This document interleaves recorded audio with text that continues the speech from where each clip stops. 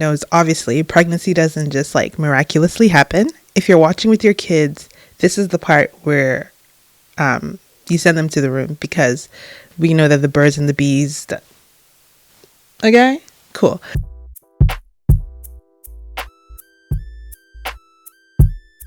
Hi, it's Dr. Mrs. Mom, and welcome to my channel. Hey guys. I just want to say thank you so much for liking, putting comments, sharing, subscribing to this channel. I was pretty nervous to put this out there and see what the feedback will be. And I'm just so thankful for you guys for encouraging me in continuing on in this journey of Dr. Mrs. Mom. I think that it's going to be an enjoyable journey for everyone. And like I said, a personal diary that I can kind of go back to and reflect on the seasons and just life in general. So thank you so much. You know what's funny is this is not the video that I thought would come next. I had 2 other videos in a series that I was doing, but when it came time to publish those, I figured, you know what? I don't think I'm going to do that. It doesn't feel like that's what I need to be posting. And so I've pivoted now to something that I think is definitely authentic to my current season of being a new mom. And I just feel like it'll be so much easier to connect with you guys on that premise because I'm going through it right now. So I'm going to be talking all things pregnancy related or my pregnancy journey, maybe in a series format, but yeah, we'll start with that and kind of see where we land. So where do we begin? Okay, so as everyone knows, obviously pregnancy doesn't just like miraculously happen. If you're watching with your kids, this is the part where you send them to the room because we know that the birds and the bees. Okay, cool.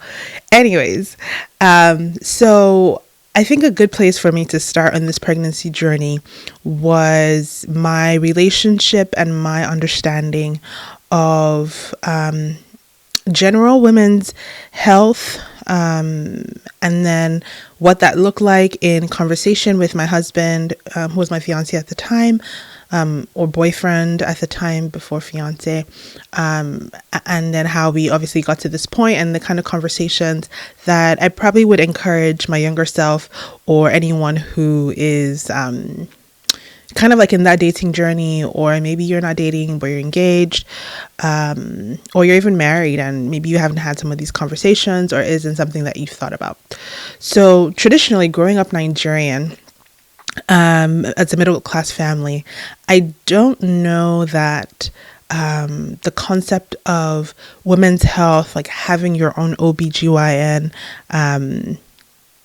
not OBGYN, but your own gynecologist, was really a thing, right? You went to the hospital if you were really sick. If you had, the big 2, malaria, typhoid, you went to a chemist, okay? A pharmacist, someone who would give you malaria medication. Now, let me give my mom credit because, growing up, we had our pediatrician that we would go to up until like we became teenagers. And then, yeah, that's where things kind of changed. But yeah, like you would have your big 2s, you would have your headaches, your flus, nothing crazy, right? So my relationship with the hospital was very limited the moment I became a teenager. Like most Nigerian girls my age, having a period was the maybe first time that an older person in your family, say your mom, your aunt, a sister, would attempt to have this conversation about, women's health, your female body and how it's evolving and changing and what having a period meant for you at the time. I don't recall that mine was festive. That's not what I was trying to say. I don't recall that mine was as in depth as it probably would be today if I had a daughter.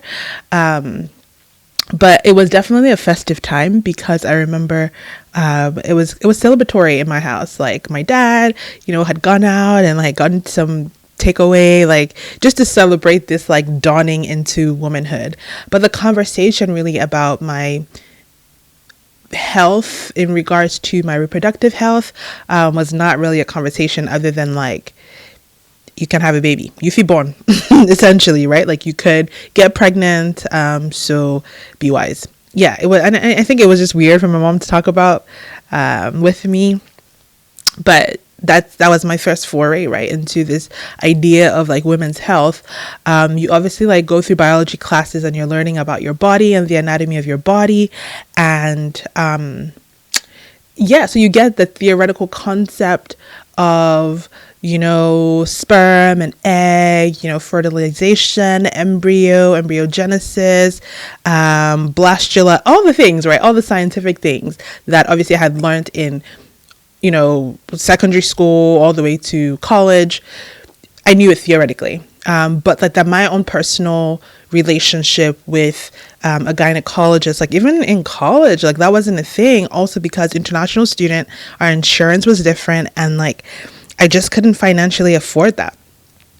And so I think it wasn't until really grad school where it was like, I mean, this is the time where you're thinking, you know, pap smears, mammograms, like those kind of things. Those are the kind of conversations, you know, the health benefits of doing those things, early detection and all that kind of stuff. So you're more familiarized with that. But it wasn't until grad school, honestly, that I would say, I was thinking about my reproductive health in a way where I probably should consult with a physician. And what really prompted me was like, I didn't want to get married and then have a baby immediately. That was a conversation we had prior to us like getting married, was like, we want to enjoy each other and have fun and explore the world, and do all those things. And so it was like, okay, I need to be on contraception. That's a conversation that I need to go figure out with my primary care provider. And thankfully for me, it was a midwife, right? I'm a huge advocate for midwives. I think they are just phenomenal in understanding women's health and communicating care and concern. And so I had gotten a midwife, and we kind of went over like what were the birth control methods. Again, I'm a scientist, right? So I'm kind of understanding hormonal imbalances in ways that I was able to make an informed decision on what I wanted to do. So essentially, I think we had decided to use a coil. I think it was the coil, but mind you, I've never had a baby before, never had sex before. So I can imagine the process of attempting to put a coil. It was a nightmare. And so thankfully, like I said, it was a midwife, and she was like, you know what? This is hurting you too much. I don't know that this is the best form of contraception for you. So let's talk through some other things that you can do to lead up to that point. I'm just talking and I'm like, is this TMI? No, this is like me sharing authentically. You guys know me. If you follow me on Instagram, you know I'm a pretty open person when it comes to like sharing things, because I know I'm not the only person who's navigating these things. So there we have it. Okay. So anyways, that was my first like real foray with a primary care provider in addressing my women's health. And mind you, like I was also around women who had gynecologists from when they were 13, like it was normal. And so I'm just trying to figure out why it took me that long to actually engage with whether it was a gynecologist or a midwife. So anyways, this is the first point. If you're a young woman, if not for anything, just like to be comfortable with having conversations about your reproductive health, find a primary care provider today.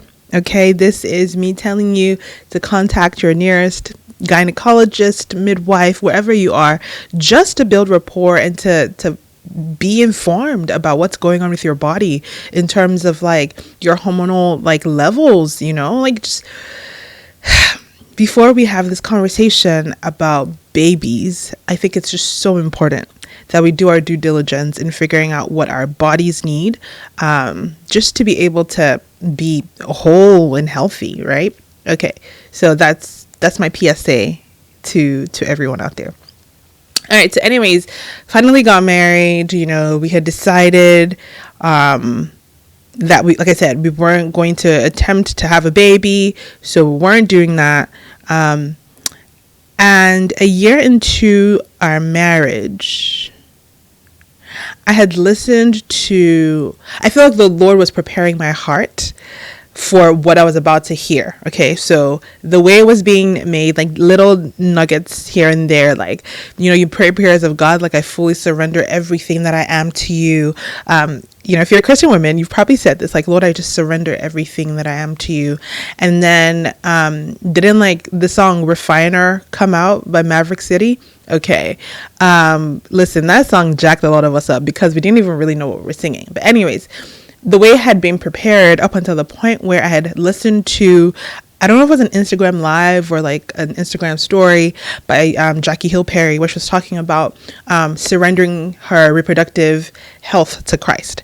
And something in me jumped, sat back, and the conviction was heavy. Like, how do you say that you are surrendered? You give everything to Christ, and your body is a different conversation. So then I was like, oh shoot, I'm gonna have to tell my husband, like, bro, I don't know that we can really decide to not have a baby. I don't like. It's hypocritical for me to say I surrender and then be holding this one part of me back. And let me tell you, my husband was like, girl, what? The Holy Spirit hadn't spoken to him about that, you know? And so he was like, I don't know about that. Gotta process.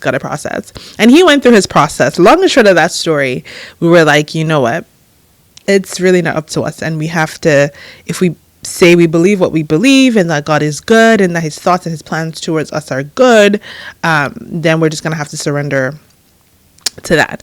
So at this point, and I would recommend you go listen to the Extra Adesanyas podcast to kind of hear some of our like marriage journey, like how I moved from the States to Canada, which is where I am right now. But yeah, so I recommend like go listen to that. Anyways, where was I in the story? Yeah, so we had made that decision, like, God, do what you need to do. We were out here, but like, what does that also mean to say, like, I surrender everything to you? Because for us, it was like, okay, got to get finances straight, got to like be in a position where, like, career-wise, where, you know, we could actually have a baby and all those things. So anyways, started to look for a healthcare provider just to like do a full body check, make sure I was good. Started reading all the things like, you know, taking the folic acid and increasing your hydration. I really wanted to make sure that if we're going to do this, like, we're in the best health. Yeah, in our best health. I don't even know if that makes sense. But yes, make sure that we were healthy before proceeding on with what could potentially happen, since we weren't doing anything to prevent it from happening. And so came the Canadian situation. So one of the biggest things that people say to me, or used to say to me when I moved from the US to Canada, was, yeah, girl, I'm sure you're so excited to be in Canada. Like, we have, you know, free healthcare, yada, yada, yada. And it was just always a weird conversation to have with people, and a weird experience to be living in Canada, where like it was difficult to find a family doctor. It was difficult to get like an appointment. It was a horrible feeling. And I'm like, well, in the US, like, I had really great insurance and I was working right beside a med school. So no, it wasn't any different. But anyways, we're not complaining about Canada, are we? No, we're not. Okay. So anyways, through school, because I worked at University of Ottawa, I think I said that, I was able to get into see a gynecologist. So I had scheduled an appointment with the gynecologist. Yeah, because I was also having like, so it might be TMI, but my period is very like, we have a good relationship, okay? But I started to get more painful than normal. So I was like, what's going on? So that's the main reason why I had scheduled the appointment. By the time it was time for the appointment, I found out that we were pregnant. And I was like, oh boy. Oh boy. Okay, great. So anyways, I go to the gynecologist, and we just kind of go through what's going on. She had me do an ultrasound, yada, yada, yada. Found out that, I had some fibroids, which again, this is another conversation. This is why we need, especially as Black women, to be going and checking out our reproductive health just to know what's going on with your body, because I didn't know I had fibroids up until that point. Right now, they were like little, about 2.1, 3.1 centimeters. So they weren't that big, but I just didn't know, right? And what you don't know, you don't know. Okay. So anyways, I had done the ultrasound, went back to her, and she was like, okay, yeah, fibroid, blah. Did blood tests. Oh yeah, you're pregnant. And then she proceeds to say, just so you know, remember that, it's very common for women to lose, for their pregnancies to end in miscarriage, during the first trimester. And in that moment, I was like, sorry, what? What's happening? Why did she say that to me? But anyways, it was in that moment I was like, I need to find a midwife, like ASAP. And we started to look for a midwife. Thankfully, there was one that was close by the house, got connected to a midwife, and that's how our initial pregnancy journey started. Now, obviously, there's so much more to this story, so you're gonna have to come back for the follow-up conversation on what happened, with the pregnancy and midwife versus OBGYN. But I wanted to start this series, I guess, if you will, of conversations with this thought, right, for my fellow women. It's very important, very, very important to know the status of your physical health, your reproductive health. Extremely important. It could be cholesterol levels, it could be hormonal imbalances, whatever it is. It's very important to start early. And if you're a mom, right, with like daughters, teenage daughters, I encourage you, if you haven't, this is not me like prophesying something bad into their lives or hoping that something bad in their lives would happen. It's more so for us to be able to get ahead of these conversations. And the earlier we start to have these conversations and normalize the things that go on with our body, the easier I think it'll be to even have these conversations with the next generation. It doesn't pay anyone anything, right, to be in the dark about, your well-being, essentially. So that's the big takeaway from today's video and conversation is, hey, find you a primary care provider that will help you in your journey to attaining optimum female reproductive health. It's very important, especially if you're young, most especially if you're young. That's definitely the one thing that I would say to my younger self. So to hear more about this story, our pregnancy journey, like, comment, subscribe, and comment in the comments, write in the comments. I don't know. I keep getting this mixed up. Write in the comments and let me know all the things that you want to know, just so I don't miss out any information. But thank you so much for watching this video, and I'll see you in the next one. Bye.